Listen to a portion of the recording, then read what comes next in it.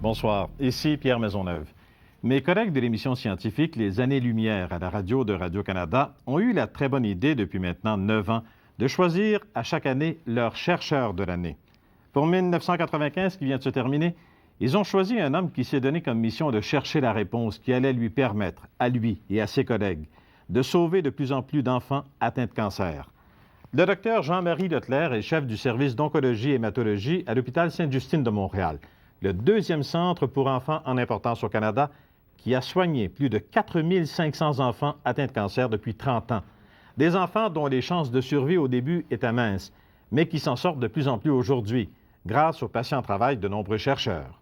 Jean-Marie Leclerc est aujourd'hui l'âme du Centre de cancérologie pédiatrique Charles Bruno à Sainte-Justine. Nous l'avons invité. Docteur Leclerc, bonsoir. Bonsoir, M. Maisonneuve. Bon, d'abord, les honneurs. Comment se sent-on lorsqu'on est choisi chercheur de l'année par une équipe d'une émission scientifique qui est une émission qui a une longue tradition? Comment vous avez réagi? En rien, parce que je pense qu'il faut le prendre d'une façon très humble. Le travail qui est accompli est un travail d'équipe.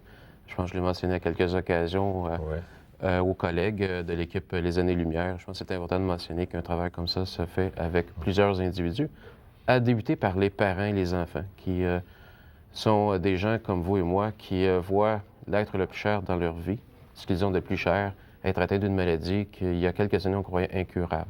Et ces parents-là se sont assemblés et on dit aux médecins, aux chercheurs, on dit au gouvernement, c'est important de penser à nos enfants, c'est important de leur offrir ce qu'on a de mieux. Et les parents, premièrement, ont fait cette demande-là et les parents ont subventionné à 90 l'ouverture du Centre Charles Bruno. Et je pense que ce que les collègues des Années-Lumière ont fait aujourd'hui, c'est plus de nommer comme événement scientifique de l'année l'ouverture du Centre Charles Bruno. C'est sûr que l'ouverture s'est faite, avec plusieurs collègues et un programme important qui a débuté il y a déjà plusieurs années. Et donc, on se sent humble parce qu'il y a plusieurs personnes impliquées, les parents, les chercheurs, les administrateurs, les gouvernements, les organismes subventionnaires.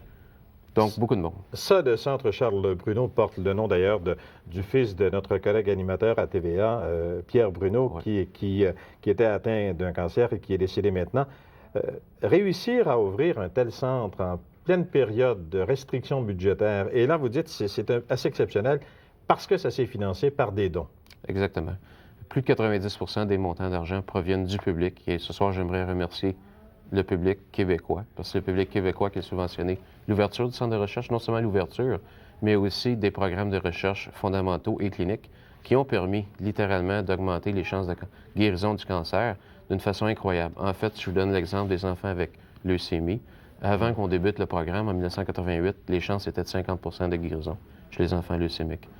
Grâce aux subventions de l'EUCAN, nous avons pu mettre une infrastructure de recherche clinique, être accepté par le groupe de Harvard, de Boston, du Dana-Farber Cancer Institute, être approuvé par l'NIH américain, débuter de la recherche clinique, avoir un comité d'éthique accepté par l'NIH américain.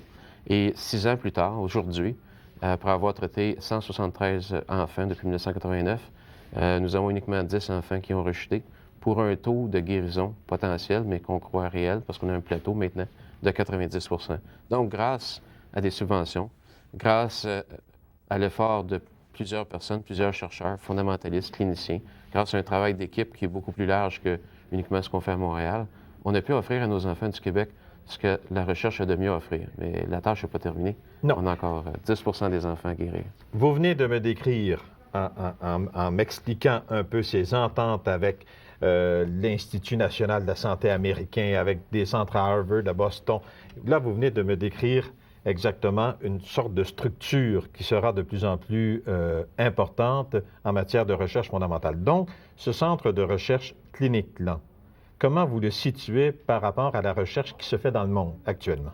Présentement, je pense pour la majorité des gens, les meilleurs centres au monde, du moins les Américains le disent, ce sont les centres américains. Mais effectivement, ils ont une infrastructure de recherche et des subventions faramineuses pour la recherche, pour le cancer, principalement chez l'adulte. M. Nixon, au début des années 70, avait fait un effort incroyable pour le cancer, principalement chez l'adulte, parce qu'il y a 100 fois plus d'adultes qui ont un cancer que d'enfants. Pour 100 personnes avec un cancer, il y a un enfant et 99 adultes. Mais par ailleurs, les pas les plus grands ont été accomplis chez l'enfant avec cancer.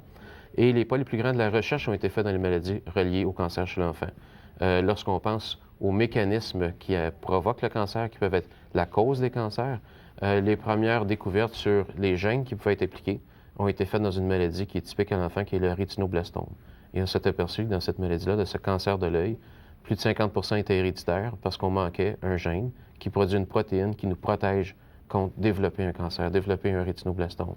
Et aujourd'hui, ce qui est le plus chaud en recherche, c'est justement la découverte de gènes qui pourraient nous protéger contre le développement de cancer. Et une bonne partie, présentement, se retrouve chez l'enfant. Et les plus récents, même ARD, on l'a mentionné, sont ceux reliés au cancer du sein chez la femme. Bon, mais avant de venir à votre travail de recherche, là encore, ces liens avec des instituts de recherche ou avec des centres de recherche américains, ça n'a pas toujours été le cas, même à Sainte-Justine. Dans le passé, c'était pas la façon de travailler. Donc, la façon de travailler est différente maintenant. Et est-ce que vous y êtes pour quelque chose, dû au fait qu'en tant que chercheur, vous avez travaillé aux États-Unis? Plusieurs vous diraient que oui. Je vous dirais que je pense que beaucoup Soyez de pas trop humble, là. Dites-moi. Plusieurs. Mais en fait, ce qui est arrivé au début des années 85-87, lorsque je suis revenu à Montréal, à l'hôpital Sainte-Justine, comme vous avez mentionné tantôt, l'hôpital Sainte-Justine est le deuxième plus grand centre au Canada, non seulement pour les enfants atteints de leucémie-cancer, mais le plus grand centre pédiatrique, après le Sick Children à Toronto. Et une de nos caractéristiques, c'est que nous sommes francophones. Une des caractéristiques de notre milieu, c'est qu'il est anglophone. Et la recherche se faisait en grande partie en anglais. Et je pense que ça pouvait être une limite importante parce que la majorité des protocoles, des échanges, doivent se faire avec nos collègues en périphérie qui sont des Américains et qui parlent anglais. Je pense que ça, c'était une première limite, sérieusement, parce que ça n'a pas été très difficile de collaborer avec ces gens-là et ils ne sont pas chauvins.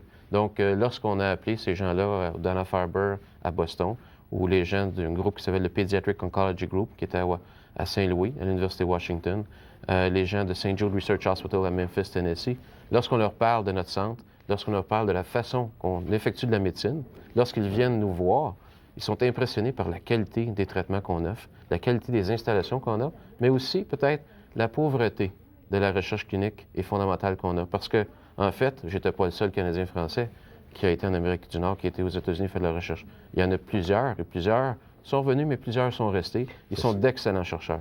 C'est ce que j'allais dire, ils ne sont pas revenus. Et une des raisons, c'est que, premièrement, c'est peut-être plus valorisant de faire de la recherche dans une grande université américaine parce que, veut pas, la partie se jouait là. Et une des caractéristiques qu'on a eues à l'hôpital Sainte-Justine et peut-être que j'ai apporté en venant de mon stage aux États-Unis de quelques années, c'est de dire ce n'est pas donné uniquement aux Américains, aux Français ou aux autres d'avoir des bonnes idées. On peut avoir des bonnes idées. On a d'excellents chercheurs. On peut regrouper les ressources, monter une infrastructure qui est compétitive, qui est acceptée par toutes les grandes institutions américaines, parce qu'on vit dans un milieu américain ou nord-américain, et à ce moment-là, donner à nos chercheurs fondamentalistes la chance de faire de l'aussi bonne recherche à l'hôpital Sainte-Justine et à l'Université de Montréal qu'ils le feraient à Stanford, parce que les gens connaissent bien Stanford, Harvard à Boston ou St. Jude, et c'est ce qu'on est en train de faire présentement. Bien, nous allons voir comment vous, après une courte pause, nous allons voir comment vous avez décidé un jour de devenir chercheur, parce que j'ai pas l'impression qu'on se lève un matin et qu'on devient chercheur comme ça.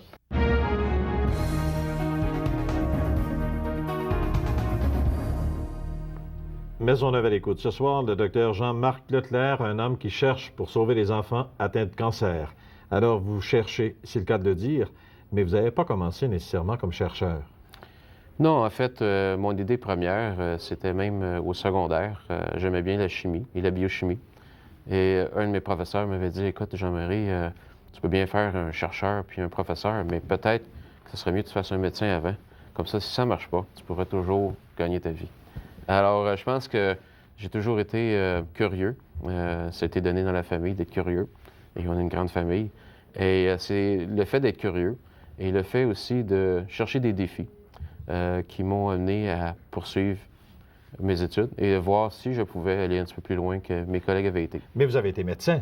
Est-ce que je veux dire, vous êtes médecin, mais ce que je veux dire, avant d'aller en recherche, vous avez été clinicien. J'ai fait ma médecine. J'ai fait ma résidence en hématologie oncologie en médecine interne chez l'adulte. Et par la suite, j'ai fait 4 ans de recherche, une année et demie à l'hôpital Sainte-Justine de Montréal dans une étude qu'on appelle de phase 1, qui était assez unique au Canada. Et par la suite, 2 ans et demi en laboratoire, toujours avec des pipettes et des cellules, et doser des enzymes, purifier des enzymes, faire ce qu'on appelle la chromatographie sur colonne, connaître les frustrations de la recherche fondamentale. Mais pourquoi vous êtes allé vers la recherche fondamentale? Quelle était votre question? Les chercheurs, habituellement, vous avez toujours une question de base. Là, je disais, entre autres, en présentation, bon, vous voulez trouver la solution pour guérir tout le monde. Mais c'était quoi votre question fondamentale à vous? Je dois vous dire qu'après ma première année de médecine, j'avais la curiosité d'aller en recherche sur le cancer ou de traiter les gens avec cancer. Parce que dans les années, je ne suis pas si jeune que ça, mais dans les années 72, quand je suis entré à la faculté de médecine, les taux de survie pour le cancer chez l'adulte et l'enfant étaient très bas. Ça s'est beaucoup amélioré depuis 23 ans, mais c'était très bas. Et je me disais que peut-être je pourrais avoir un impact dans cette maladie. Et j'ai fait un stage d'été à l'hôpital Notre-Dame de Montréal, à l'Institut de recherche sur le cancer. Et là, j'ai eu la piqûre de la recherche. J'ai vu comment ça pouvait être excitant tous les jours de voir si on avait dans nos petits plats ou dans nos enzymes trouvé quelque chose de neuf, si on avait pu purifier une nouvelle enzyme qui pourrait nous permettre de mieux traiter ou de mieux comprendre un mécanisme qui amenait la maladie. Donc, j'ai eu la piqûre, j'ai fait mes études de médecine et par la suite ma résidence. Et peut-être là, ça a changé un petit peu. Quand j'ai j'ai fait ma résidence en hématologie-oncologie à l'Hôtel-Dieu de Montréal, chez les adultes. Et quand j'ai vu des jeunes adultes et des adultes un peu moins jeunes comme moi et un peu plus vieux, avoir non seulement un cancer, avoir leur vie complètement détruite, recevoir des traitements qui sont très toxiques, non seulement perdre leurs cheveux, avoir des nausées, vomissements, amaigrir et avoir une qualité de vie effroyable, et demander à ce moment-là à mes patrons et même aux autres chercheurs, comment fonctionnent ces médicaments-là? Pourquoi les patients sont si malades? Pourquoi ça ne marche pas? Et on ne savait pas les réponses. On savait que 20, 30, 40 des patients pouvaient répondre, mais on ne savait même pas pourquoi. Ceux qui y répondaient, puis ceux qui n'y répondaient pas, n'y répondaient pas. Donc, je me suis dit, si je veux être un meilleur médecin pour mes patients, je pense que je dois aller chercher la réponse aux questions qu'eux se posent et que moi je me pose. Parce que les patients, c'est les gens qui ont un cancer, se posent la question, mais pourquoi j'ai un cancer? Pourquoi je reçois ces traitements-là? Qu'est-ce qu'ils font ces traitements-là? Sur quoi va aboutir ma vie? Donc, je disais, c'était dans le but de donner plus d'espoir à mes patients, de dire, est-ce que je peux, avec d'autres collègues, creuser un peu plus sur les causes du cancer et comment on pourrait mieux le traiter et offrir à ce moment-là plus d'espoir à mes patients. Et c'est un peu comme ça que je suis arrivé chez l'enfant. Oui, bien comment, pourquoi l'enfant? Alors que, bon, vous étiez déjà aligné vers les adultes, pourquoi les enfants? Donc, vers la fin de notre formation, on doit choisir ce qu'on veut en pratique ou on veut continuer en recherche et faire une carrière plus ce qu'on appelle universitaire. Et chez l'adulte, j'avais demandé une bourse que j'ai eue du Conseil de la recherche médicale du Canada pour aller étudier aux États-Unis sur la culture de cellules tumorales en laboratoire. Et le rêve à ce moment-là, c'était début des années 80, c'était d'être capable d'identifier au niveau des cellules tumorales à quels médicaments ils étaient sensibles ou résistants et à ce moment-là, donner le meilleur agent thérapeutique aux patients. Sauf que j'avais déjà débuté de la recherche en laboratoire et j'étais passé par l'hôpital Saint-Justin de Montréal pendant 3 mois. Et j'avais commencé une recherche qui était de faire pousser des cellules de la moelle osseuse en laboratoire. Et j'avais dit à mes collègues de l'hôpital Saint-Justine, où je passais 3 mois, je suis capable de faire pousser des cellules qu'on appelle des cellules souches, des cellules de la moelle osseuse qui produisent le sang, en laboratoire. Ils ont dit, ça se peut pas, c'est tout nouveau. Ben, je dis, je pense que je suis capable. Mais je cherchais un volontaire et je n'ai pas trouvé. Donc, j'ai demandé à une collègue de me faire une ponction de moelle osseuse. Ça peut paraître bizarre, mais je me suis dit, j'en ai fait à des patients pendant des années, je vais en faire toute ma vie. Peut-être que ça serait bon que je sache quelle est la souffrance qu'on peut avoir avant une ponction de moelle osseuse, puis en même temps, j'ai besoin d'un volontaire. J'imagine que ma moelle osseuse est normale. Je l'ai fait pousser en laboratoire. Mes collègues à l'hôpital Saint-Justine ont été assez étonnés. Puis ils ont dit, écoute, il faut que tu reviennes avec nous. Et c'est là qu'on m'a offert, on m'a dit quel genre de profil j'aimerais avoir dans ma vie. Ce que je voulais faire, c'est un lien entre la recherche fondamentale et clinique. Ils m'ont dit, mais pourquoi tu ne viens pas avec nous autres et peut-être retarder ton postdoc aux États-Unis et venir t'occuper d'une phase 1. Une phase 1 est une étude clinique qu'on fait chez les enfants ou chez les adultes avec un nouveau médicament pour découvrir quelle est la meilleure dose et quelle est la dose maximale qu'on peut donner. Et c'était assez unique et ça correspondait directement à ce que je voulais faire. Et la même chose aux États-Unis, au MD Anderson ou ailleurs, m'aurait demandé quelques années encore de clinique et on avait fait déjà, je pense, avait fait assez de clinique. J'avais le goût de vous demander, est-ce que vous êtes allé en recherche pour éviter le stress de la rencontre première avec des enfants à qui on apprend qu'ils sont atteints d'un cancer? Est-ce que un clinicien, il est en première ligne, c'est lui qui doit annoncer. Le chercheur, il est dans son laboratoire. Peut-être que ma description n'est pas bonne du tout. Est-ce que vous avez voulu fuir un peu ce stress-là? Pas vraiment, mais je pense qu'on n'apprend pas à vivre avec l'annonce qu'un enfant ou un adulte a une leucémie ou un cancer.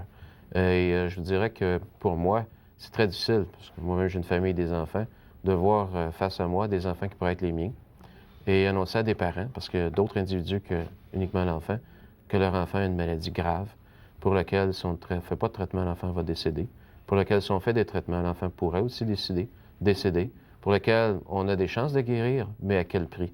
Un prix important, la qualité de vie de l'enfant, mais aussi la qualité de vie des parents. Et les parents, quelques-uns même, vont perdre leur ouvrage. Fait que, donc, le pourquoi j'ai fait de la recherche, comme je vous ai dit tantôt, Oui. c'était pour pouvoir offrir à ces parents-là, puis aux adultes, si jamais je retourne chez l'adulte, je ne vais pas faire d'annonce ce soir, mais si jamais je retourne chez l'adulte, Oui. dire à mes patients, écoutez, la recherche, qu'est-ce qui se passe présentement en recherche? Quels sont les fruits de la recherche? Où on est rendu et vers où on s'en va? Et quel est l'espoir qu'on peut vous donner? Mais le plus important, c'est de se battre. Le plus important, c'est de se battre avec une qualité de vie et un respect de l'intégrité de la personne, mais ça vaut la peine de se battre.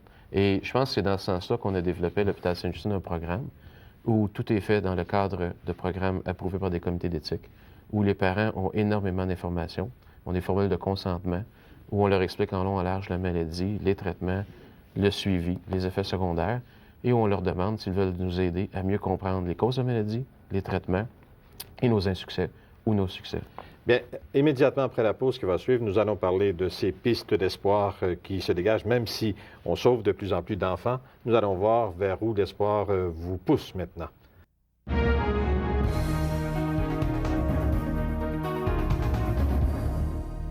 Ce soir, à Maisonneuve à l'écoute, la recherche sur le cancer, mon invité, le docteur Jean-Marie Leclerc, choisi chercheur de l'année par mes collègues journalistes de l'émission scientifique Les Années-Lumière à la radio de Radio-Canada. Écoutez, docteur Leclerc, si je suis un enfant et je viens vous voir aujourd'hui, comparativement à il y a 6, 7 ou 8 ans, qu'est-ce qui va se passer? Qu'est-ce que vous allez me donner de plus d'espoir si j'apprends que j'ai un cancer? Comment les choses vont se passer pour moi? Les choses vont se passer quand les parents arrivent avec l'enfant à l'hôpital Sainte-Justine de Montréal. La première chose, c'est qu'on doit faire un diagnostic. Et on doit dire aux parents que si l'enfant n'est pas bien, parce qu'il a une masse au ventre, parce qu'il perd du poids, ou parce qu'il fait beaucoup de température, on a noté dans sa formule sanguine des globules blancs normaux, qu'on doit faire un diagnostic. Pour faire le diagnostic, ça prend des tissus. Et donc, on leur explique que pour avoir des tissus, leur enfant devra avoir différentes techniques, mais si on regarde la leucémie, c'est une ponction de la moelle osseuse. Et ce qu'on fait depuis 89, on donne aux enfants un médicament qui s'appelle Versed, qui est un médicament qui fait oublier pour une dizaine de minutes ce qui s'est passé et qui diminue la douleur. Les enfants ne se souviennent pas qu'ils ont eu une technique qui peut être douloureuse. Donc, c'est la première étape. On leur dit aux parents que votre enfant ne souffrira pas. Vous l'avez eu, cette technique-là? Moi, je l'ai eu sans Versed. C'est ce que j'allais dire. C'est souffrant. Ça peut... Faut comprendre, c'est souffrant. Quand on retire la moelle osseuse, parce qu'on gèle, ça ressemble au dentiste. Oui. Mais contrairement au dentiste, lorsque vous enlèvez la dent ou vous sentez que ça bouge un peu, lorsqu'on retire la moelle osseuse, c'est comme si on vous tirait du bout des doigts et du bout des orteils quelque chose. Ça aspire. Et donc, je m'en souviens encore, c'était en 79-80, et je m'en souviens 15 ans plus tard. On s'en souvient. Les enfants, eux, ne s'en souviennent pas parce qu'on leur donne un médicament. Non seulement on gèle localement les tissus, mais on donne un médicament qui fait oublier. On appelle ça de l'amnésie antérograde, et donc ils n'ont pas de douleur. Notre première chose aux parents, on leur dit, votre enfant, on va faire différentes techniques pour prouver le diagnostic, mais il ne souffrira pas. Lorsqu'on a le diagnostic, on leur dit, contrairement à ce qu'on disait avant, où le médecin devait tout savoir, on leur dit que non. Nous, tant que nous ne guérirons pas 100% des patients, et en l'occurrence des enfants avec leucémie cancer, sans toxicité, donc guérir sans toxicité, on doit considérer un traitement comme d'investigation ou de recherche. Et... autrement dit, actuellement, tous vos cas de cancer chez les enfants, ça fait partie de la recherche. Oui, et même notre définition pour aller jusque, c'est un peu stupide, mais au mal de tête, si on vous dit, vous prenez tel médicament, puis ça va vous enlever le mal de tête, c'est pas à 100%. Fait que nous, on considère que tout traitement qui n'amène pas, comme des traitements agressifs, tout traitement qui n'amène pas 100% de guérison, sans toxicité, devrait être un traitement d'investigation et de recherche. L'autre chose, c'est qu'on dit aux parents aussi que les traitements que nous donnons d'emblée sont des traitements déjà éprouvés. Il existe un traitement standard que tout le monde reconnaît, puis une variation du traitement standard où on a modifié un médicament, soit la dose ou soit le type de médicament. Et ce médicament-là a déjà été prouvé chez des patients qui avaient déjà rechuté comme étant efficace et on a déjà trouvé la meilleure dose à donner. On appelle ces études des études de phase 3 où on demande justement aux parents s'ils acceptent que leur enfant participe dans une étude ou qui a déjà été accepté par les différents comités d'éthique de tous les centres qui participent, par les NIH américains, par des scientifiques, par notre comité d'éthique à l'hôpital Sainte-Justine, et on leur demande s'ils acceptent que leur enfant soit ce qu'on appelle randomisé, que le hasard détermine s'il va recevoir le traitement standard ou le nouveau traitement. Et c'est pas difficile à comprendre, mais les parents comprennent que c'est la seule façon qui nous permet de progresser. Et de l'avoir fait dans la leucémie, depuis 1975-80, nous sommes passés de 50 à 90 Donc, ça nous a amené beaucoup de succès. L'autre chose qu'on demande aux parents... Oui, parce que j'allais dire, mais là, on est toujours dans le traitement que je dirais de chimiothérapie, par exemple. On est toujours dans des traitements conventionnels qu'on cherche à modifier, dont on cherche à modifier les doses pour les rendre plus efficaces, moins toxiques. Oui, c'est ça. Et un coup, on a trouvé le meilleur traitement. Bien, il y en a déjà un autre qui est en préparation. Comment on prépare les études de phase 3? C'est en faisant des phases 2 et des phases 1. La phase 1, de façon rapide, c'est lorsqu'on a découvert un nouveau médicament qui peut être très efficace dans différents modèles. Et habituellement, ce sont des modèles en laboratoire. Et là, par ailleurs, aucun humain en a reçu. Fait qu'on prend des patients qui ont passé au travers de plusieurs étapes, malheureusement qui ont rejeté plusieurs fois, et qui nous demandent, pas juste à nous, mais dans les autres centres, y aurait-il quelque chose qu'on pourrait essayer pour peut-être guérir le cancer de notre enfant, ou du moins prolonger sa vie? Et là, on fait l'étude de phase 1. Et si un médicament a été prouvé comme moyennement efficace, c'est-à-dire qu'on a pu réussir à faire disparaître la maladie chez un nombre suffisant de patients, avec une dose qui était tolérable, là, on va dans une étude de phase 2, où là, dans chaque pathologie différente, chaque maladie différente, on va utiliser la même dose, voir si c'est efficace lorsque le patient rechute. Mais, Dr. Leclerc, vous me décrivez ça, j'en ai un peu le frisson à un moment donné. On a vu des enfants, à l'occasion, donner des exemples de courage exceptionnels, des enfants qui sont atteints de cancer, qui passent à travers toutes ces phases-là en étant très lucides assez souvent, non? Ils sont très, très lucides, les enfants. En fait, ça nous donne beaucoup d'espoir. Et souvent, ce sont les enfants qui demandent eux-mêmes, nous demandent de continuer, de poursuivre. Et jamais nous allons proposer un traitement agressif chez un enfant qui, d'après les standards, n'aurait pas ou peu ou pas de chances de survivre. Un enfant qui arrive au diagnostic, ou un enfant leucémique, avec 90 de chances de guérir, si les parents refusaient, après tout ce qu'on leur a dit, refusaient le traitement, on se doit pratiquement d'aller en cour et demander la protection de la cour pour traiter l'enfant. Par ailleurs, un enfant qui a rejeté quelques fois et pour qui les traitements standards usuels ne peuvent pas amener de guérison, mais qu'il existe des traitements de recherche qui pourraient amener une prolongation de la vie, nous n'en faisons pas l'annonce. Les parents doivent nous dire, est-ce qu'il existe des traitements qui pourraient aider mon enfant? Et là, on peut leur dire, bien, il existe un nouveau traitement qu'on vient de débuter à une échelle internationale qui pourrait offrir à votre enfant peut-être une rémission, peut-être une prolongation de la vie. Et présentement, ces traitements-là existent et se font, encore une fois, dans les plus grands, je dirais, selon les plus grandes règles de l'art, mais surtout les plus grandes règles de l'éthique. Bon. Mais si je vous demandais à vous, Dr. Leclerc, votre espoir à vous, si on veut aller au-delà, je sais qu'on parle beaucoup de génétique, si on veut aller au-delà, les pistes qui s'ouvrent à vous en recherche actuellement, c'est quoi? Bien, présentement, comme je vous parlais, il y a certainement les médicaments, mais comme c'est pas l'idéal. Bon, c'est pas l'idéal parce que vous dites qu'il y a toujours une toxicité et on n'a pas guéri 100 des gens. Exactement, c'est pas l'idéal. Et il faut peut-être trouver l'arme magique, mais elle n'existe pas encore. Je pense que présentement, la majorité des recherches sont orientées vers les causes du cancer. Et les causes, on pense présentement qu'ils sont un jeu entre l'environnement et le bagage génétique. Et comme je mentionnais au début de l'émission, le bagage génétique est très important. On a commencé à découvrir qu'il existait des gènes dans notre corps qui pouvaient nous permettre de ne pas développer de cancer.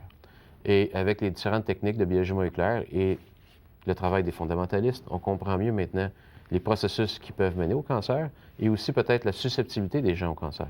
Et présentement, comme je vous donnais l'exemple, dans le rétinoblastome, bien, on est capable d'identifier les enfants qui naissent de personnes qui ont survécu au rétinoblastome, identifier ceux qui pourraient en développer un ou ne pas en développer. Mais présentement, on ne peut rien leur offrir de plus que la surveillance. Et si la tumeur arrive dans l'œil, on doit enlever l'œil. Fait que les pistes très intéressantes présentement, c'est que les modèles animaux ont démontré qu'on pouvait développer de la thérapie génique et des vaccins anti-cancer dans certaines pathologies. Et chez l'animal, on est capable de prévenir l'éclosion de cancer. Fait que les premières études cliniques présentement chez l'enfant et l'adulte débutent en Amérique du Nord et nous croyons que nous allons y participer très bientôt, comme dans le neuroblastome et la leucémie, chez les enfants qui ont rejeté, prendre leurs cellules au moment de la rechute, les traiter, les mettre en rémission complète et pendant ce temps-là, en laboratoire, manipuler leurs cellules tumorales pour qu'elles deviennent inoffensives et les redonner au patient lorsqu'il est en rémission complète et ce qu'on appelle aider l'immunité à reconnaître l'intrus, c'est-à-dire les cellules tumorales, avec des médicaments qu'on appelle IL-12, IL-2. Et donc, les premières études sont très, très intéressantes. Ce qu'on peut voir pointer à l'avenir. Là, je vais vous arrêter pour l'instant, Ouais. puis on va y revenir sur ce que... Gardez ça, ce que vous voyez pointer. D'accord. Gardez ça pour immédiatement après les manchettes.